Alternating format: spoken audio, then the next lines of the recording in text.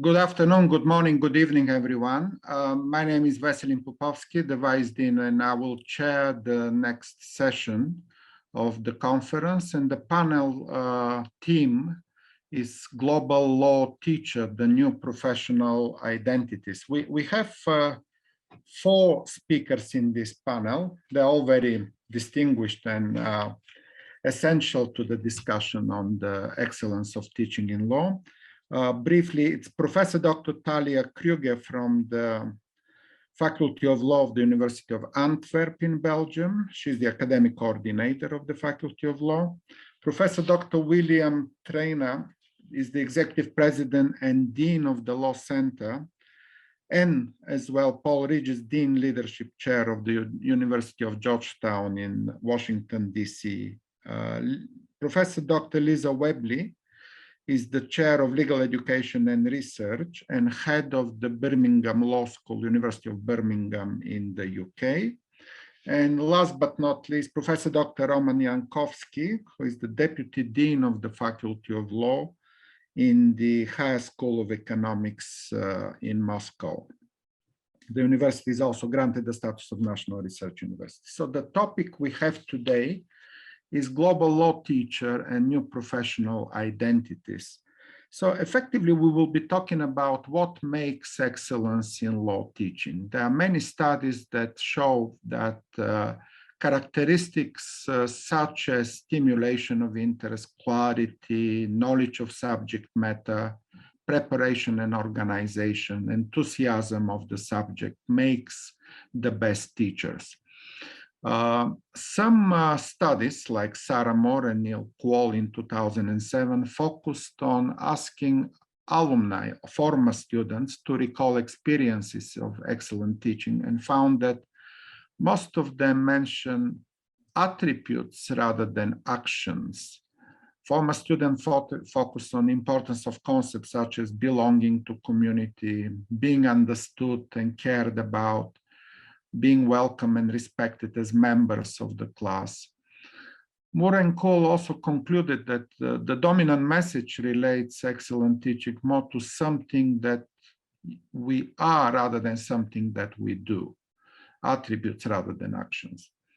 Students value being treated with respect as partners in the learning process. Unsurprisingly, most of them commonly refer to excellent communication skills as a key feature of outstanding teaching. The use of humor, telling jokes, is also featured in those studies. Moore and Quall found that frequently occurring emotional references made among the alumni in their study of the emotional dimensions, positive learning to laughter, enjoyment, fun. You get them to laugh and then you can hit them with what you want them to remember. It's also a quote from that study. And another study by Marian Fitzmaurice also analyzed the philosophy of teaching, looking at the statements by faculty. And again, it found similar characteristics such as helping students to learn, encouraging them to participate, listening to everyone's voices, developing students as people, making them being reflective about the teaching practices, integrity, respect, ethics, and so on. So moving to our panelists now, I would like to ask them first to say how do they see the changing patterns of the legal profession, and how dynamic are those changes, and how does your law school investigate these changes as to better educate and prepare students for their future jobs? First, I go to Professor Dr. Thalia Kruger, as we are listed in the program. So your time, Thalia, to tell us how Antwerp University and your law school address this. Thank you very much. Thank you, Professor Popovsky. And let me take this opportunity also to thank your law school, the Dean, and yourself for inviting me, and to convey the greetings of our Dean to you. Thank you very much. So I'll go straight to the question because I know the time is limited. The changing patterns that we see, I think, are sort of a request for really a broad set of skills. Those skills include multilingualism.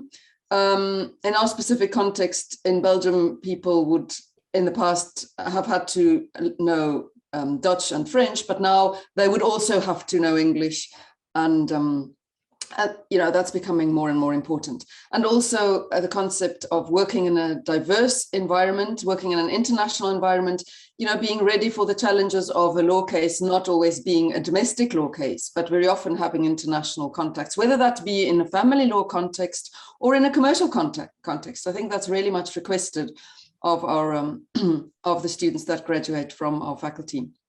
Now, how do we investigate this? I think we're investigating it in 3 ways, but we should be investigating it in a 4th way, which I'll also briefly refer to. So the first thing we do is we have a representation of the legal profession in our committee on teaching. They are invited once or twice a year to join us, and then we reflect on our curriculum. So those will be a practicing advocate, a judge, a prosecutor, so we'll have 2 or 3 people represented in a committee. And they then really tell us quite directly, well, for instance, they told us at some point, why is the French of your students so bad compared to some time ago? So we specifically changed the language policy of our courses, and we made 1 compulsory course French and 1 compulsory course English. While we already had elective courses in English, we thought that some of the compulsory courses would also have to be taught in other languages to address this issue that we heard directly from the bar at that point. So we listen, quite directly to what they need. Now, the challenge here is you actually want to circulate those people as well. So what we have at the moment is people that have been on this panel for a very long time. And I think there, we should rather appoint them for a period of, let's say, 4 years, so that we can circulate and get a younger lawyer or somebody from a different law firm or different field of law, in order to make sure that we hear new ideas consistently. The second thing we do is we have quite many part-time staff. So these are people that are either judges or prosecutors, lawyers, giving only 1 course or even sometimes a part of a course. And so they're really in practice most of the time and only coming to the law school for a bit. The challenge, I think, is to really, for us as a faculty, to engage with them, because they're busy. They come in, they give their course, and they actually have more contact with the students than with us to get that information circulation. The third thing we do specifically in the legal, English program that we have, our LLM program, of which I am the coordinator, that is our legal clinics. So all students have to do a legal clinic, and those are worked out with people in practice. So either law firms or NGOs, or sometimes government institutions, government arms, sometimes also European or international organizations. And so there, the students work directly with the working field, and they get real life problems to work on. But what's important, I think, for us as a faculty is that there's always also a coordinator from the academic staff that attend the legal clinics and that evaluate the students together with the person from practice, so that we have this communication about what they need and what we are conveying to our students, that we work closely on that. The fourth point, on which I don't think our faculty is doing enough, is alumni. We're quite a young faculty, and I think we're only cottoning on now to the fact of how important it is to have really close contact with our alumni. So we're still working on that. Thank you. Thank you very much. Excellent, Thalia. You actually mentioned something which relates to my next question. What makes our teaching global? And it also reflects the whole theme of the panel. What extra qualities and professional skills need to be developed to fit that description of global, not only domestic law, but also global law? And with that, I move to our second panelist, Professor Dr. William Treanor. Please, William, your time. Thank you very much, Vesselin. And Thalia, it's fascinating to hear what you're doing, on these dimensions. It's, and I think we all have a lot to learn from each other. And I'm delighted to be appearing at a program at Jindal, which is a school that we at Georgetown have great ties with, and such admiration for Raj Kumar. So happy to be here. Let me start. One of the things that's really crucial for me in terms of getting a sense of what's happening to the profession is I talk to alumni. So we have a board of visitors, which is our alumni. It's a group of about 60. And I meet with them twice a year, and I, ask them questions about what kind of education is appropriate and what would be effective. And then I also meet with them in small groups. So for example, over the past couple of months, I've had several meetings with alumni at big law firms in New York and alumni in big law firms in DC. So it's that kind of communication that gives me a sense of what's going on. A couple of things that we're hearing that I wanted to highlight. One is, we have an increasingly diverse student body. 10 years ago, the Georgetown Law student body was 15% people of color. This year, it's 40%. And so, much of what we're doing is trying to think through, how we create an inclusive classroom. And Vesselin, your points in the introduction about how you make people feel welcome in the classroom were really very striking to me. Georgetown has a program of educational theorists who work with our faculty, and I just attended a program that they put on yesterday about inclusive pedagogy. And what they were saying was actually very similar to what you're saying about best teaching, to make students feel welcome, to make them feel engaged, to make them feel like they can talk in the class and be supportive. So both the focus on diversity is really crucial to us. Law firms are increasingly diverse, so that's part of preparing people for the profession, but it's also good teaching. It's something that we should have been doing kind of all the way through. Other things that we're hearing from alumni that we're trying to bring into the class, I just want to hit three. One is people have to have more practice skills when they graduate from law school. It's not just about kind of understanding black letter law. So that's what our alumni are telling us. We've actually increased over the past decade by a threefold the opportunity for students to get hands-on experience through clinics or externships or practica. So that's the first point. We're also hearing that we need to prepare people in soft skills. So it's not just, analyzing law or writing about the law. It's about being leaders, about working with others, about strategic planning. So we're trying to bring that into the classroom more and more. So for example, last year I taught a course on lawyers as leaders to get people focused on how you lead. And then I also taught a course on business skills, which is really skills that every lawyer needs. Again, like strategic planning or networking, communication, things that are really crucial, but that we haven't taught in law schools. Finally, global.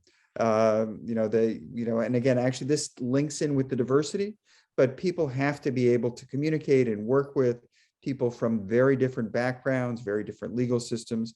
And again, we're, part of the reason why I'm doing this conversation is so that I can learn from others. And we're very focused on giving our students opportunities, both at Georgetown and abroad, to interact with people from different legal systems. So thanks very much. Superb. Thank you, William. In fact, a lot of what you mentioned, we are also doing in Jindal. The connection with alumni is very well established through a new office, which is alumni office of the JGU. But in addition to, you mentioned something crucial, which is diversity.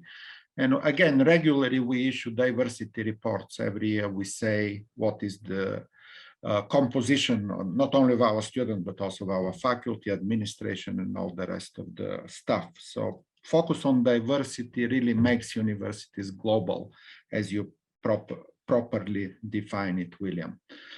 Good. Now let's move to the United Kingdom, and specifically to Birmingham, the second biggest city in the UK.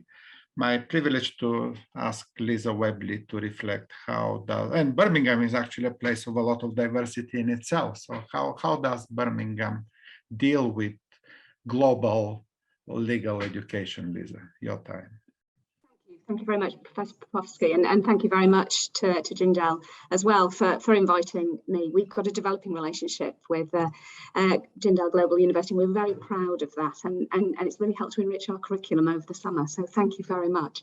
The experience in Birmingham is very similar actually to the experience already set out by Professors Kruger and Treanor in terms of things like thinking through inclusive curricula, pedagogy, clinics, externships, internships, soft skills, practical skills, advisory boards, and stakeholder engagement. So I think there are a lot of similarities there. We too have a very diverse student population, which I think is now held in common with many law schools globally. I think law does attract a global student population, and that's one of the great I think strengths over time of law schools, which at one point were very homogenous and are increasingly diverse. So over half our students are people of colour, and a third of our law students are overseas students. And we've got, we are accredited by or have approval in some way, shape or form from 11 different jurisdictions for our students in terms of going into practice. And what that means, I think, is it requires us to think a little bit more structurally about law and thematically, rather than necessarily, as maybe we would once have done, thinking much more about the black letter components, because many of the people who will be studying with us are studying, in our case, broadly speaking, English common law, but obviously there's European law in there and there's international law in there of various different dimensions. And they're doing that with a view to returning to a jurisdiction to practice in another common law jurisdiction, sometimes in a civil law jurisdiction. So we need to think a bit more about that. What that has led us to do is to spend considerable time looking at trends in the legal profession in lots of different jurisdictions. And also talking to our students about their aspirations, because in the UK, only about 40% of law graduates will go into formal legal practice. That's the sort of standard figure. Now, a lot will go into law-related areas of work, because we have very liberal practice rules in England and Wales, and so you don't have to be fully admitted to do an awful lot of legal work, unlike in many other jurisdictions. But what that means is I think we tend to need to engage with quite a wide stakeholder community in terms of thinking about our curriculum and thinking about our students' aspirations. So we do have an advisory board for our Centre for Professional Legal Education and Research, which includes, you know, judges, barristers, solicitors, alumni, legal technologists, because we have an increasing relationship with sort of the legal tech area and lawyers working with data scientists, including a programme which is co-taught with the School of Computer Science. Also activists, NGOs, international organisations, and I know the speakers before me have touched upon these things too, and also have those kinds of links. But it requires us to think a bit about what critical thinking skills, what communication skills in the broad sense, as well as what values, attributes and behaviours are important in a range of law-related context, as well as the content. And I think that's been the big shift in legal education in the UK over the last 50 years, which is a move not away totally, obviously, from content in the sense of substantive law, but thinking about how substantive law is, in some respects, a vehicle to consider many of the other things, and how many of the other things, the skills, the attributes, the values, assist lawyers broadly drawn. So I am in absolute agreement with everything that's been said so far, and think it's a really exciting time to be a legal educator, and to think about what it is we're here to do, to empower people to become the best they can be in whatever field they choose to move into with a legal background. Absolutely, and it really helps when you connect the education with practice. As you mentioned, the legal technology, we also do kind of, we invite legal startups to talk to our students directly. It helps also the employability. Students may decide also to open their own practice immediately after the college. They don't need to look for big jobs. They may simply continue doing already what they have been doing in connections, as you say, with the legal clinics, with connections with some practices, with projects they have been doing in their final year. And that really helps. As part of the Global Law School League, we also invited competition for the best legal startups in India. And students participated in that. They could be inspired by successful legal startups, and they can also develop their own imaginations. So I guess in the future, the jobs will not come only from big law firms. Students need to create their jobs when they study, and that helps a lot. Now let's move to Roman Yankovskiy and see how things are in Russia, in Moscow in specifics regarding the legal education and what makes the best law teachers there. Roman, your time. Thank you, Professor Popovsky, and for me as well, it's a great opportunity to meet you and to talk to you and show some of our studies here. First, I'd like to apologize for my English because for the last 2 years I've had a few opportunities to practice it, unfortunately, as all of us. But to the point, colleagues have already named several issues about the transformation of legal profession that concern us in Russia as well. But I'd like to point out 2 issues that we really are into that deeply concern us and deeply affect legal profession is the digitalization of law, so-called legal tech, and the access to justice.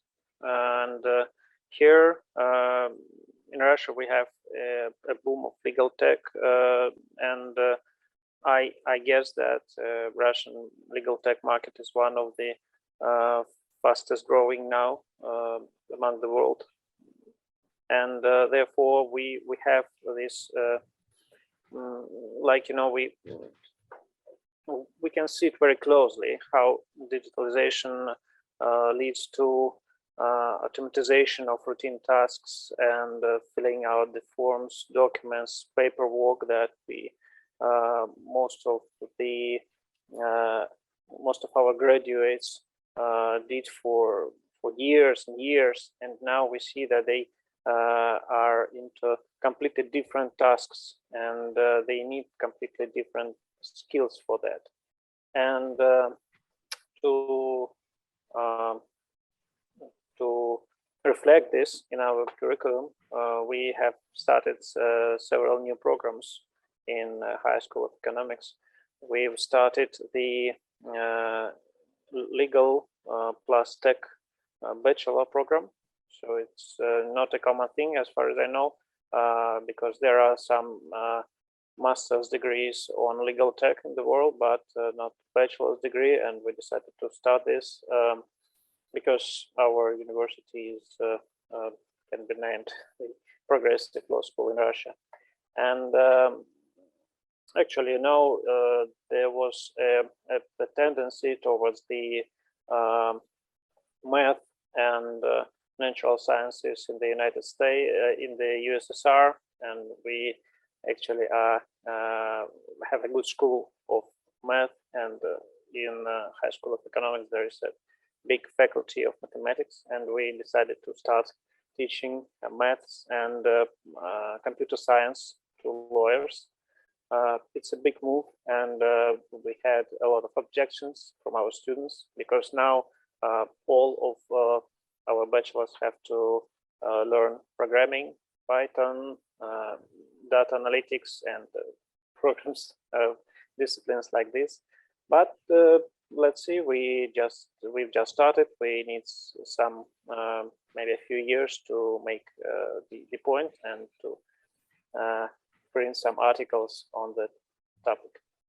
Also, we have the master's programs on legal tech, and even we are starting in the next year the new program on mathematics on the Faculty of Law.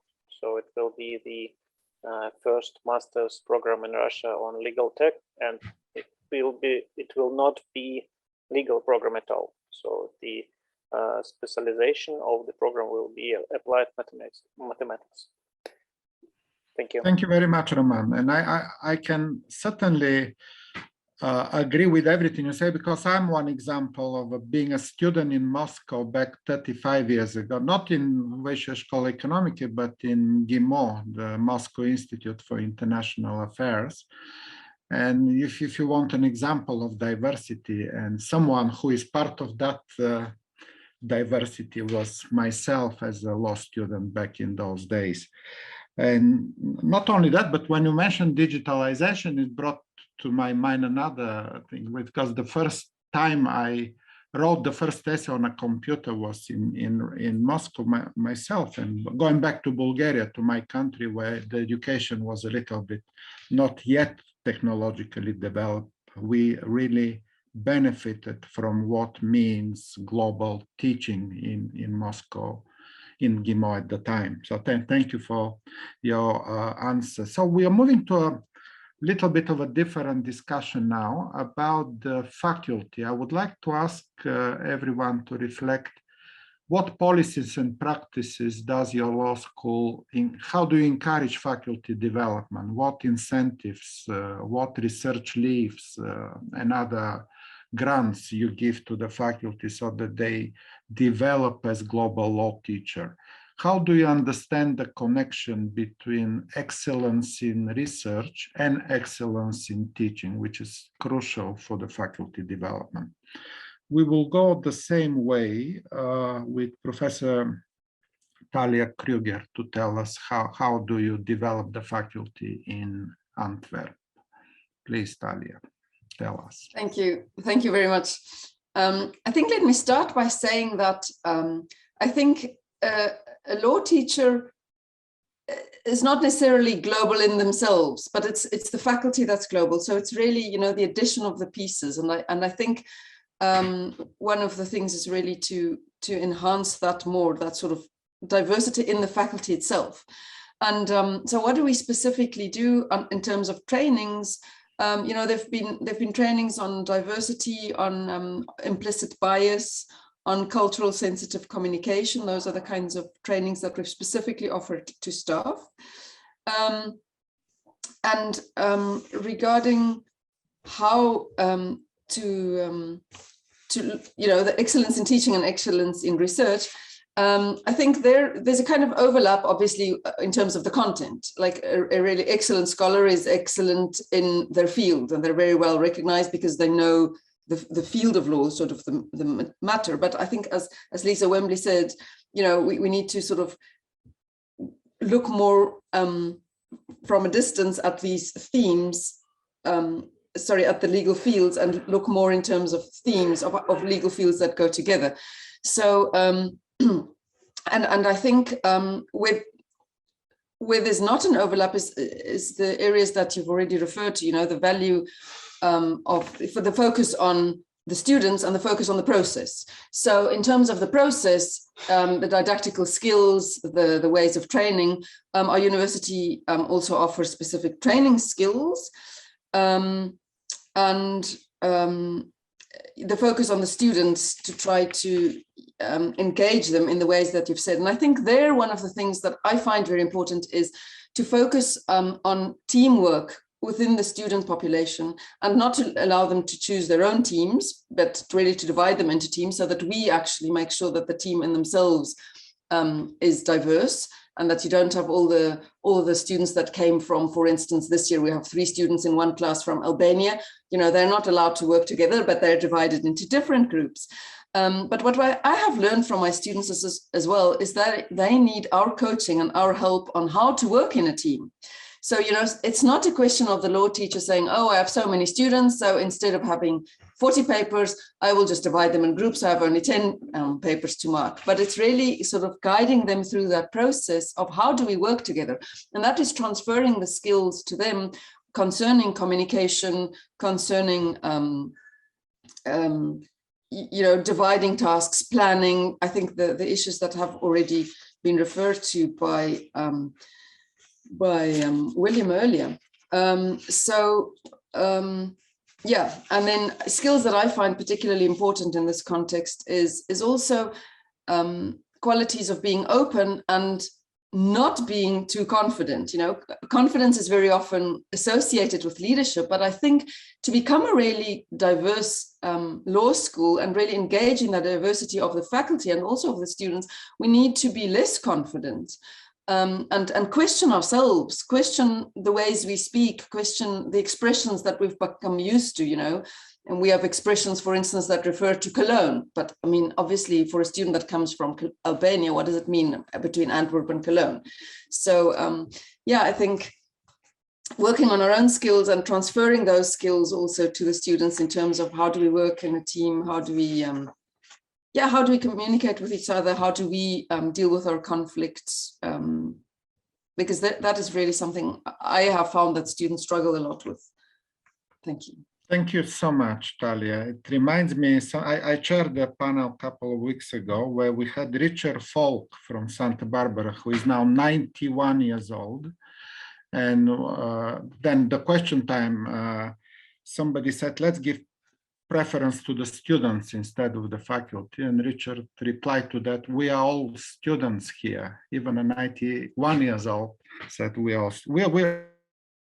learn every day, no matter where do we stand in the ranking of the university.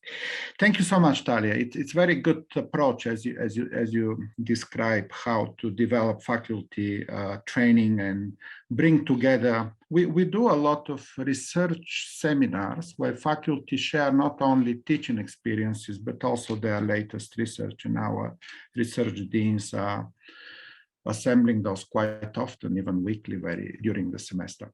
Let me move now to William with the same questions. How does faculty feel in your school? What else can be done to help them to become global excellent teachers, William? You need to unmute. Yeah, it's a terrific question, Vesselin, and there's a lot there. Let me just talk briefly about research. We're very supportive of research. We give faculty support to do research in the summer. We have, we typically will have, when we get together in I hope a post-pandemic world, we'll have 2 seminars a week where faculty present their papers. We have seminars in, for example, law and economics or tax, where people who work in that area present their papers. We have basically every 3.5 years, people have 1 semester devoted to research. We have an associate dean for research who works with faculty members on supporting their research, particularly focusing on young faculty. We're very focused on research. But what I want to just talk a little bit more about is, I think what Thalia suggests, as we're thinking about education is, we do have to focus increasingly on preparing people more broadly than we've traditionally done. I mean, the classic law school education in the United States is, you prepare to take an exam or you write a paper and it's by yourself. And that's not the way in which people practice law. They practice law in diverse and global settings at law firms or government agencies. They work with people from different nations. They work in teams. That involves kind of a new way of teaching. And we also have to work with students so that they can understand what we're trying to transmit. I talked about the business skills course that I teach before. So we divide the students into groups of 4, or groups of 4 groups rather. We give them a project.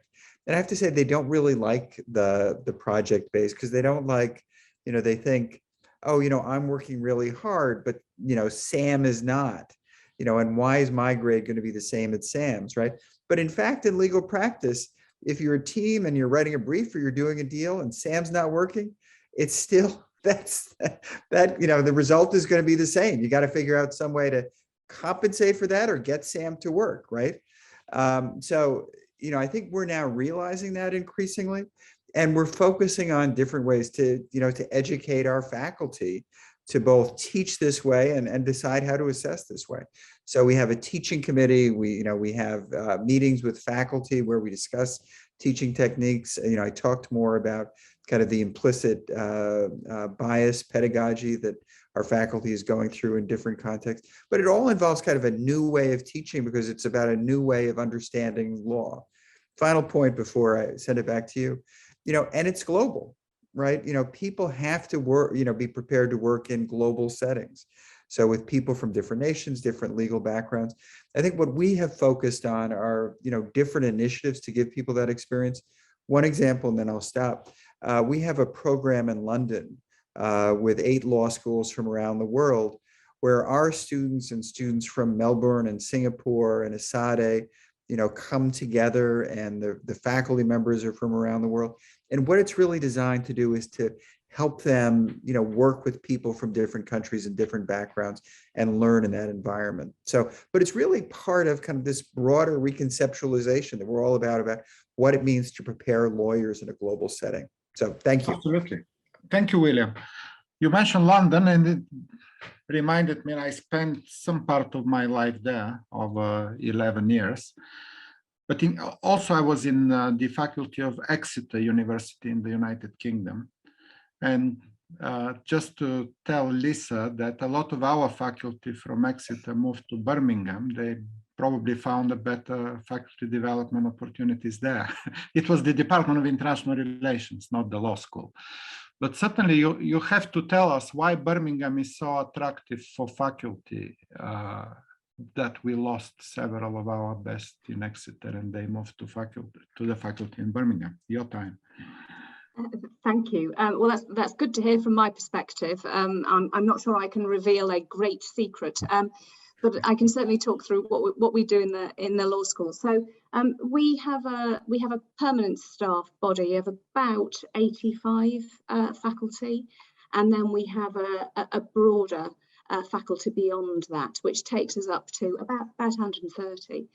So in terms of our permanent faculty, everybody has a mentor if they are below full professor level, and anybody who's a full professor can have a mentor. So everybody has a mentor, a professional mentor in the school, and that professional mentor is there to assist them with 3 broad things. One is their education, one is their research, and one is their staff development, leadership and promotion prospects. And we have 3 deputy heads of school. So I'm the head of school, which is like the dean, and we have 3 deputy heads, one for education, one for research, and one for staffing and strategy. And that really is about staff development and leadership development as much as anything. So not only do people have mentors, they have the opportunity of a coach from outside the school if they would like a coach. We have a very developed set of leadership programs for research, education, team leaders, academic team leaders. And those opportunities go around the faculty each year. Whether would anybody like to, would like to take the opportunity. All staff on the faculty have to either have a postgraduate teaching qualification or the equivalent recognition in teaching in pedagogy from basically the national centre, which is the Higher Education Academy. And we provide that opportunity through the university, so they can do it as in-service training. They're given time to do it and credit for doing it if they haven't done it already. So that's a requirement on the education side. And then there are a number of training programmes that are available on the research side too, as well as some opt-in opportunities. For example, at the moment, we're offering the opportunity of coaching for writing. So a writing coach for academic staff in order to get them, in some respects, restarted. For some people will not have had the opportunity to do as much during the COVID situation because we've all tended to pivot a bit towards education because there's been a need for us to do that. And it's to try to get people kick-started back into their writing. We have a peer review college internally, so staff can submit their pre-publication work to be reviewed by colleagues and get some help, what we hope will be helpful feedback before they submit their work for publication. And similar to many other institutions, we have a study leave, which in some institutions is called sabbatical policy, which after 3 years, a member of staff is eligible for a semester's worth of study leave to have focus in the context of their research, because we think that having a research focus or a scholarly focus, because some people will be more research active than others, but nonetheless, having that focus feeds back into our understanding, not just of our teaching in the sense of we take what we research and we teach it to students, but also we're constant learners if we are undertaking research. And that reminds us what our students are effectively going through all the time in terms of being exposed to new and complicated ideas, getting feedback, which is sometimes helpful and sometimes doesn't feel that helpful, and all of those kinds of things.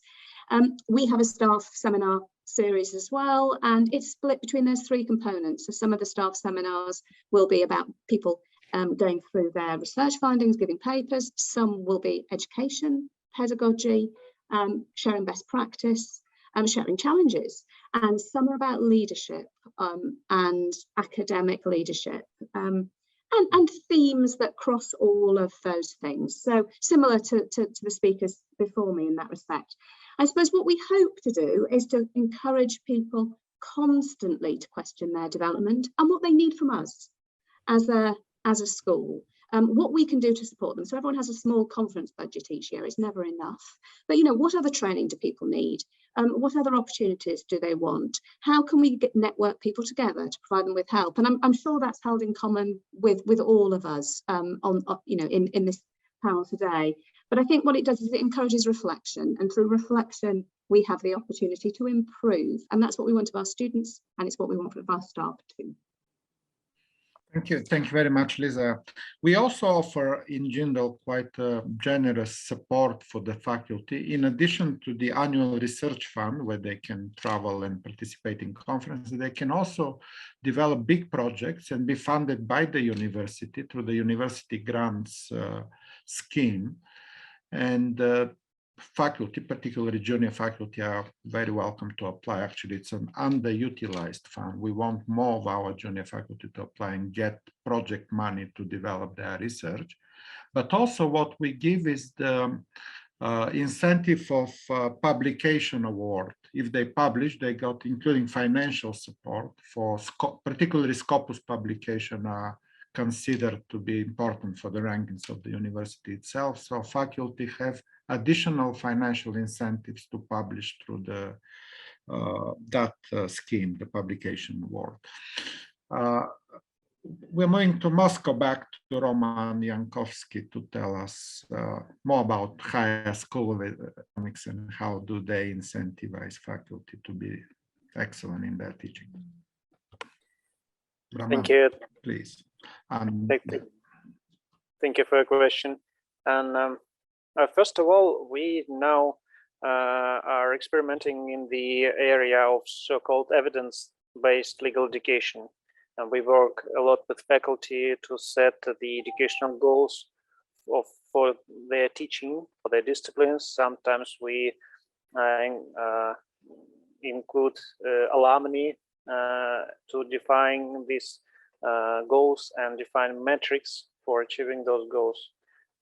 You may call it technocratic approach, but we believe is the only way in these days to create effective legal education when the corpus of laws and regulations is constantly expanding, and it's becoming more and more difficult to identify the knowledge and skills that that our students really need in practice. We also pay a lot of attention to project work of students, something that William told us about, and he named some practical challenges that students face. And as far as everyone noted, we have just about the same problems with this project-based education. But we also actually have problems with professors who try to contribute to these projects. They usually take book translations or some preparation job for their own publications as projects, and I think it's not the effective way to this is not what project-based education was designed about. So we try to create an organizational pipeline for projects, engage in alumni and our partners and law firms to increase the practical focus of the projects. And our main goal, of course, is to make these projects paid. So for our students to be useful, even when they just have 2 or 3 years of education. And we also used a number of ways to increase the internalization of our faculty. We, as a lot of universities, pay significant grants for publications, but actually that's a permanent problem for law school. And Professor Popovsky, I'm not sure if it's a problem in your country, but in Russia we have a very local law system. It's not global, and it is of limited interest abroad. So our professors who publish a lot and make all these scopus publications are mainly the Department of International Law or Comparative Law or History of Law, and not the civil law or criminal law or procedural law. So we are trying different ways and different approaches to increase the globalization of these areas. And in particular, we help our professor to register and take part in academic social networks like Academia, ResearchGate. We help them and encourage them to publish in open access journals. And we believe that now, especially for new generations of professors, it's easier to make academic contacts through social media and Facebook and academic social networks than using traditional mechanisms and these closed publications. Thank you. Thank you, Roman. Very interesting. I will now, it will be a final round. And for that matter, I would like also to bring some questions from the audience. But before that, let me put also this dilemma between this balance necessary between preparing students to be strong and competitive for their future jobs, to be self-reflective and show individual initiative on one hand, and on another hand, the need to create a kind of a legal community within the university. So we need a strong individuals, but also we need students working together. So the kind of my final question before the audience will be, how do we make that balance? And in the meantime, let me also give you the audience questions here. And you choose what you want to answer. From the audience, we have an interesting question, which is very country specific, very similar to what Roman just said about the specificity in Russia. The question here is, in the post-pandemic world, how can a professor engage with perspectives such as poverty, law and development, clinical legal education in countries that also have their regional challenges? I guess the question comes from an Indian colleague. Another question from the audience is that students have a lot of opportunities to go on a foreign exchange, but should faculty exchange programs also become a widely accepted practice, exactly as to make teachers more globally exposed? Excellent second question from the audience. And the last question, which I see so far, is another brilliant question. Emotional intelligence is one of the most sought after soft skills today. How do we as academicians improve our emotional intelligence to better help our students to propagate an inclusive classroom setup? So your choice in your final 3-4 minutes to address those many questions. So again, not all of them, but you pick and choose which one do you want. Back to Thalia Kruger, please. Well, that's a formidable challenge. Those are all very interesting questions. Let me start with the one you posed about the balance between a strong individual and this collective community. I think our students, well, the generation of students that I see are actually quite good with this already. You know, they're very connected. They're very helpful to each other. If something, you know, if there's a glitch somewhere, all of them would know what is the right route because they have contacted each other through various social networks. And I think that's also why the pandemic was so hard for this generation, because they are very connected, not only digitally, but also in real life. You know, they have that you know, they're sort of present everywhere. and for this balance between the strong individual and the collective community, I would again come back to the idea of these projects and teams, and exactly what William has said and what Roman has confirmed. You know, this problem that we see, that the students are very competitive, that they want to produce a piece of work that is good, but that they're very angry with the teammate that doesn't, you know, bring their part of the bargain. And how to manage that. And that is a very big challenge our faculty is facing about how to manage this. So we have one option is what we call peer evaluation. So the group would get a mark, but all the students confidentially also give each other marks. In a system, we don't see those marks and the students don't see them, but it's in a computer system where they then give each other marks. So if I could only grade Sam, I would grade, you know, that Sam got 2 out of 10. If I could only grade Mary, who worked well with me, then I would give her 9 out of 10. So and then the system calculates, and that would correct the marks of all the students. But it has kind of safety that if you only give good marks, it will not increase the mark that the professor has given to a too large extent. Okay, so it has a kind of a limit as to how much the mark can vary from what the professor said that the end result is actually worth. So many of my colleagues believe in that system, and I don't really believe in that system, because my worry with it is that we're not assisting the collective, right? We are encouraging students to look after themselves instead of looking after the team. And exactly what William has also said, that in real life this happens as well. You have a lazy colleague, but the end result needs to be there. So that's really a challenge we're facing. And I think the answer is, to a large extent, training the students in how to do teamwork, and also training them, you know, about implicit bias, about intercultural sensitive communication and these issues. Thank you. I think I should stop there because there are still other people and there are many other questions. William, your time, your last 3 minutes. Yeah, no, I have to say, Vesselin, that first of all, this has been such a great discussion, and I've learned a lot. And you know, we could have a 5-hour conversation about the questions in your last issue. But let me just pick up on, first of all, what we do with respect to the team projects in my class. And then, you know, this is a larger question we're all thinking about. So what I will do is give each 3/4 of the grade for the project is everybody gets the same.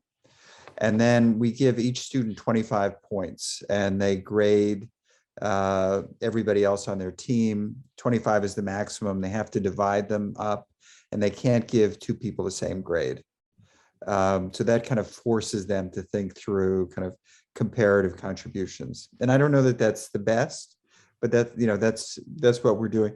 And I think, you know, the larger point that I would just say in closing is, you know, we're all trying to think through a very different pedagogy and a very different way of both teaching ourselves and teaching our students. And, you know, it's a challenge. So the leadership point, for example, you know, when I taught leadership last year, I think everybody kind of came in and thought of kind of leader as like Stalin or FDR, kind of a very hierarchical, not discursive leadership. And what we're trying to do, I think, is, you know, in that and in so many areas, think about a very different model. So I think of a leader as, you know, collegial, getting people to work together and, you know, telling stories and getting people to buy in. But this is a time in which we're both thinking about different ways to envision the lawyer's role, different ways to teach, and different ways for ourselves to interact. And that's really so crucial. I think it will lead to better outcomes, but it's still a process. Thank you, William. Let's move to Lisa now. Your final answers to those many questions. Sorry for the challenge I put on. It's just quite a challenge, but I'll just take a different question. I'll take the staff mobility one. So the staff potential exchange question, which is a fascinating one we're conjuring with, as many institutions are. So I think actually in some respects, the pandemic has assisted rather than hindered that, because I think we've become increasingly creative about how we can co-teach, how we can connect with others and involve others in a much richer way than we perhaps historically have done. In the past, staff exchanges were, broadly speaking, between particular institutions, in my experience, leaving aside actually the Erasmus kind of program around Europe, where there was a lot of student mobility and there was some staff mobility, which was a much richer exchange approach. But a lot of the others were about a member of staff in one institution knowing a member of staff in another institution, and people arranging to go backwards and forwards to teach, partly on the basis of friendship, partly on the basis of interest. And what that did was privilege some people's opportunities and make other people effectively feel that they haven't had opportunities. And that's partly to Roman's point as well, which is some areas it's very easy to do that because it's possible to take your discipline very effectively to another jurisdiction and teach it. International law, some of the more arts and humanities, social science approaches to law, much more difficult to do in the context of, for example, English tax law, where unless another institution is desperate for a few weeks of English tax law, you're not going to easily be able to go over and teach. You might be able to go over and do research collaborations, but not teach. I think what we've learned through the pandemic, and also partly becoming increasingly conscious about the academic carbon footprint, with academics going around by plane, as a lot of us spent a lot of time doing prior to the pandemic, and sort of questioning whether all of those trips are necessary, and trips needing to be actually meaningful as opposed to quick, short, sharp, moves around the planet, is that we can do a lot of very interesting co-teaching via this kind of format. We can beam into each other's staff seminars. We can join each other's faculty meetings. We can do all sorts of things, which, we would have been able to do them before, but we didn't necessarily think about them. And so I think when I'm thinking about staff exchanges, I'm thinking about exchanges of experience, and some of that experience can only be properly felt actually physically in the same place. And that's really important culturally, politically, diplomatically. But there are other things that we can do very frequently, and I'm really pleased that we're doing more and more things like this, where we get to exchange our ideas in a way which 20 years ago it would have been hit and miss as to whether we would have been able to learn from each other. Absolutely. We should thank the coronavirus for making us revisualize all those methods, and which we used to use before, but in time of pandemics we definitely, I guess, accelerated the process of change, which we found extremely helpful. So, Roman Yankovskiy, your final word to this excellent panel. Please, your time, 3 minutes. Thank you. Thank you. And I'd like to answer the original question about the balance between preparing students to be strong and competitive, and but to be a part of the group and community. I'd like to describe our approach, and actually I would like to agree with Thalia, because students in Russia, and maybe Professor Popovsky have noticed it when you studied in GIMO, they're very collective by nature, and we see that they're becoming more and more social, and they help each other a lot. Even if it means getting expelled for cheating, for example, they try to help each other during the exams and preparing the paper works, and it's a big problem in Russia, because of these social way of living that's our country passed through, and therefore our university is one of the most competitive, and we struggle with these equalizing practices. For example, we allow students who are at the top of the list with high GPA do not pay tuition fees, or pay them with this significant discount, like 80–90%. We have a limit for excellent grades, so our professors cannot give more than like 70% of excellent grades, even if the group of students is very good. That's because we try to encourage faculty to grade their students more critically and to encourage competition among them. And so we try to be less socialistic and be more individual. And therefore our students still remain and become more and more collective.